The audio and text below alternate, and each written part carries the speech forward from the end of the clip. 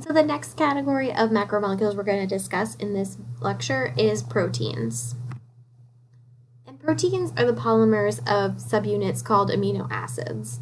And so if you take two or more amino acids and join them together, you've technically made a peptide.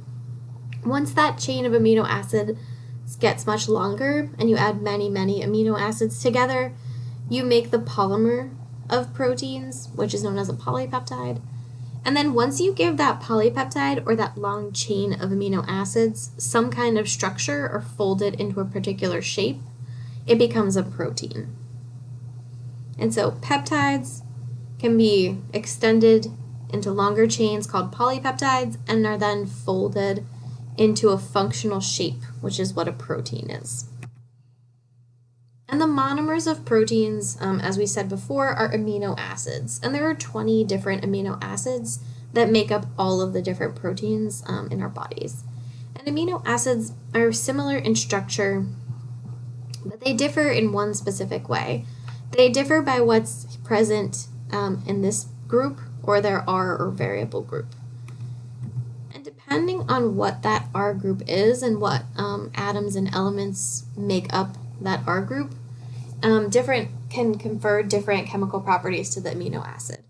And so R groups will determine if an amino acid is hydrophobic or water-fearing, or hydrophilic or water-loving. It will also determine if an amino acid has a particular charge, either positive or negative.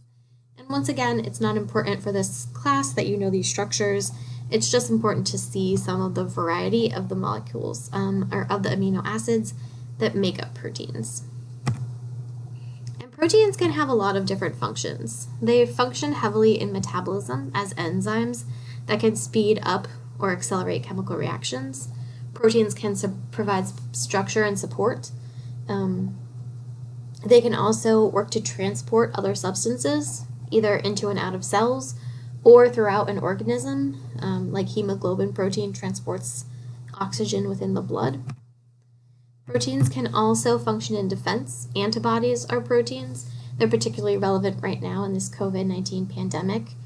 And antibodies are just proteins that your immune system will make that can bind to and recognize invaders and prevent them from infecting and destroying our own cells. Proteins can also be used for regulation, so some hormones are proteins, and they can influence metabolic processes of cells. And then proteins are also important for motion or movement. And when I talk about motion or movement, yes, proteins are involved in the ability of people, or allowing people to move. Actin and myosin are both proteins in muscles that allow us and our body muscles to move and allow us to get from point A to point B. But proteins also help move things within cells from point A to point B. And so it's important to have proteins that can do all of these different things in order to keep organisms alive. And in order for proteins to exert these specific functions, they need to be folded into their proper shape. So remember that a polypeptide is a string of amino acids, but a protein has a shape. And without that shape, it can't function. And if a protein loses its shape, it's said to be denatured, or basically unfolded. And there are certain chemicals, as well as UV radiation, pH changes, and high temperatures that can disrupt the bonds holding proteins together and therefore disrupt their shape. And when these proteins' shape is disrupted, they can't function properly anymore.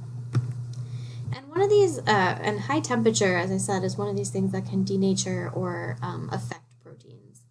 And this is particularly important when we think about having a very high fever. And so in a very high fever, it's possible that your proteins can actually become denatured if the fever is allowed to go on for too long. And then none of those proteins in your body, including all of your enzymes necessary for metabolism, can work. And so high fevers can be really, really dangerous because they affect protein structure. And when we talk about protein structure, there are 4 different levels that we're going to discuss in the next couple slides. So the first structure, or first level of protein structure, is primary structure. And this is literally just the sequence of amino acids in a string or a line. And you can build many different types of polypeptides from just those 20 amino acids, just by changing the order or the sequence that the amino acids appear. And changing that sequence of amino acid changes the protein, it can change the folding instructions, but ultimately what you should take away from this slide is the primary structure is just a string of amino acids. It doesn't actually have any shape associated with it yet. And then a protein will begin to fold into what's called secondary structure. And that's when amino acids will form these characteristic patterns, and they start to get held together by kind of weak temporary hydrogen bonds. And two of these secondary structures can be seen here. This one is called a pleated sheet. It kind of looks like a crinkle cut piece of paper, and this one is an alpha helix or a coil shape. Right? And so this is sort of a preliminary start to folding, and that's what your secondary structure is. And then once a polypeptide has achieved a three-dimensional shape, or its kind of final shape, that's what's known as the tertiary structure. And then once it's reached this 3D shape, the protein can be stabilized by adding in stronger bonds. So to secondary structure is stabilized by sort of like weak temporary hydrogen bonds, and then those can be replaced by stronger bonds so that that 3D structure of the protein can be stabilized, because structure determines function, right? And so once a protein reaches its structure, we want to keep it in that same shape. And then finally, some proteins have what's known as quaternary structure, which is where you take multiple polypeptides and put them together in a group, and then they can interact with each other. So this is one polypeptide with tertiary structure or a 3D shape, and this darker blue would be another polypeptide, and when they come together to associate, that is quaternary structure. Not all proteins have this. And so when you put this together, it looks something like this. Your primary amino acid sequence, or your primary structure, first adopts some secondary structure, these kind of characteristic folding patterns, and then folds into a 3D shape, which is tertiary structure, and then possibly adopts quaternary structure if there's multiple 3D shapes associating with each other.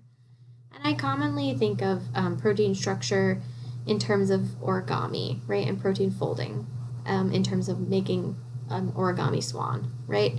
You've got a piece of paper, which is your primary structure. It has everything you need to ultimately create that swan, but it doesn't really look like anything yet.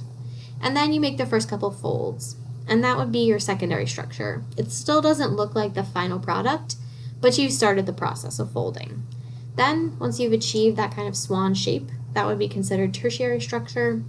And if you had a group of swans all sitting together, that would be considered quaternary. And so since protein folding is so essential to function, there are certain molecules that can help proteins fold into their normal shape and can help them out if they misfold or fold incorrectly. And those are what are called molecular chaperones. And there are a lot of diseases that result from misfolding of proteins because a misfolded protein can either be non-functional, which means it won't do its job, or it can gain a toxic function and actually cause harm to your cells.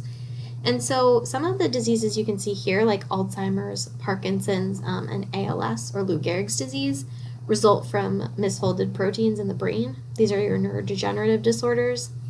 Cystic fibrosis is a protein misfolding disease. Type 1 diabetes is technically a protein misfolding disease. Mad cow as well. And these diseases here are actually have been linked in patients to defects in the molecular chaperone function, or the defects in the molecules that help proteins fold, and it can actually lead to disease. And so folding proteins and protein structure is extremely important for protein function, and if they don't fold correctly, it can actually lead to some pretty serious diseases.